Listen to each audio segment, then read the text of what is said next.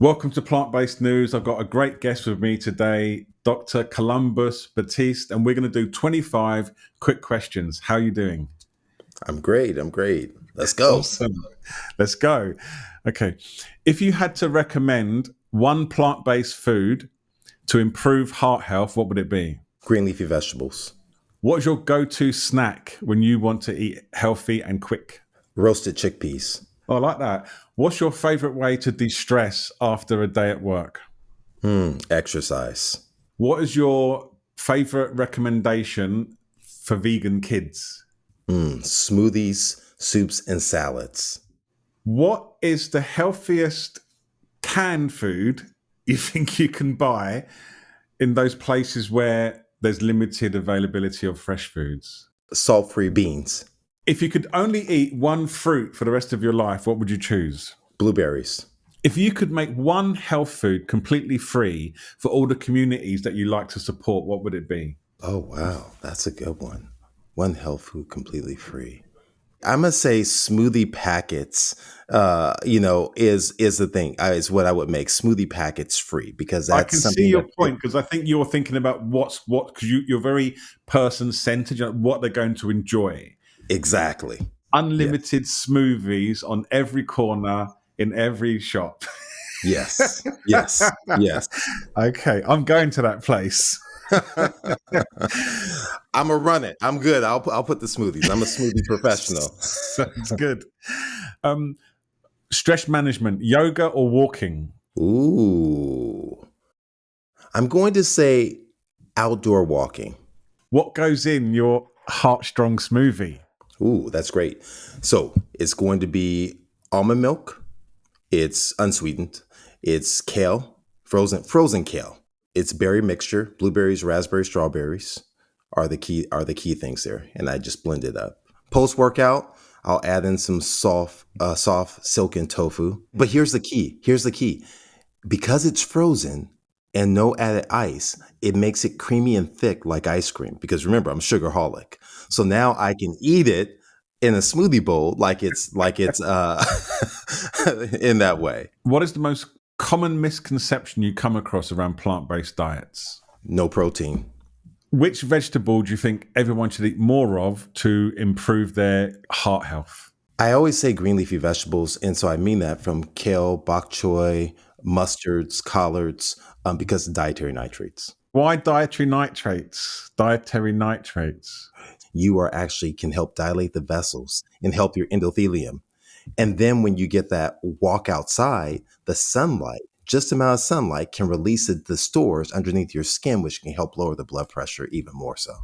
That's amazing. Isn't this nutrition body thing fascinating? I love it. I love it. I mean, that's the what greens, you store these dietary nitrates, which are then released when you walk in the sun to dilate your vessels.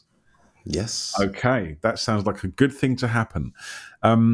All in or gradual transition from standard American to plant-based diet? For me, all in. For patients, depends on your personality. What is one blood marker that people should monitor who are trying to improve heart health and they've gone from standard American to plant-based diet? Is there something they should be watching?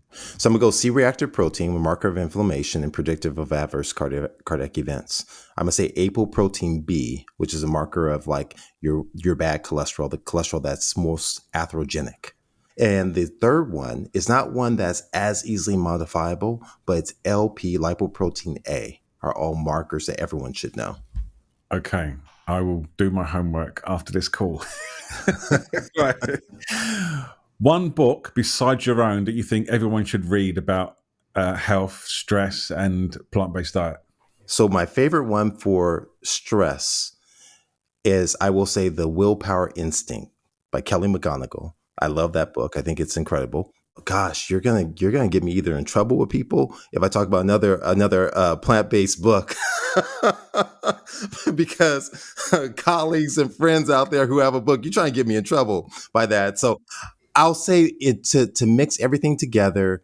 I'll say any one of Dean Orange's books will combine, from a historical perspective, the impact of stress, the impact of nutrition, the impact of exercise in terms of health promotion. I'll say that as a oversweeping marker that's Right. there. Okay, and everyone is going to be happy. What's a Yes. surprising food that's great for heart health? I'm gonna take a stab and say this. It may or may not be as surprising. I'm gonna say tofu. That people may or may not realize that tofu is great for the heart. Yeah, I'm surprised. I'm more think of it just like getting protein in a way. I mean, I Protein. only recently fell in love with tofu because I had made a whole video about this. Where even as a vegan, I got brainwashed that tofu's unhealthy, and it was Yeah. when I made a video about it, I realized, oh wow, it's actually a really healthy food. And you're now adding in, it's also good for the heart. Yeah. Go Yeah. tofu. That's Tofu right. for the win. Yeah. So I'm gonna say a little truth moment too as well. I despised tofu until probably about 5 years ago. Not from a health perspective, from a taste perspective, until I was able to really refine the process. And now I'm sold. I think we're all soy boys here. That's right. That's right. If you could spend one day with a historical figure in health, who would it be? Wow, that's deep. I love this. Look at you. Look at you. Oh my goodness. Oh, let's see here. I'm gonna give you two names. I want to say Dick Gregory because of the comedic aspect of it and his social activism and being a vegan too as well. But I'm actually going to go back a little bit further from a pure transformative standpoint in Nathan Pritikin.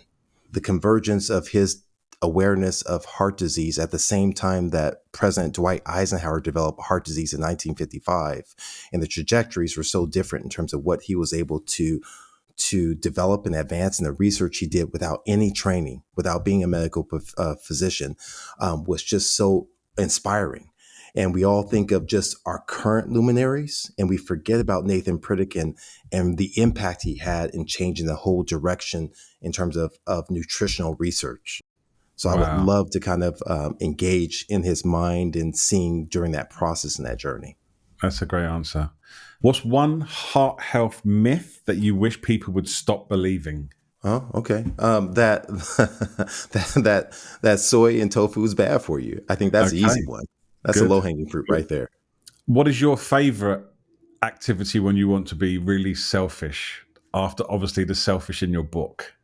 I think probably my most selfish activity is going away to my happy vacation spot where the internet reception is really bad and I can just sit all day and do nothing, get on the boat, do nothing at all and not feel guilty for doing nothing. Great.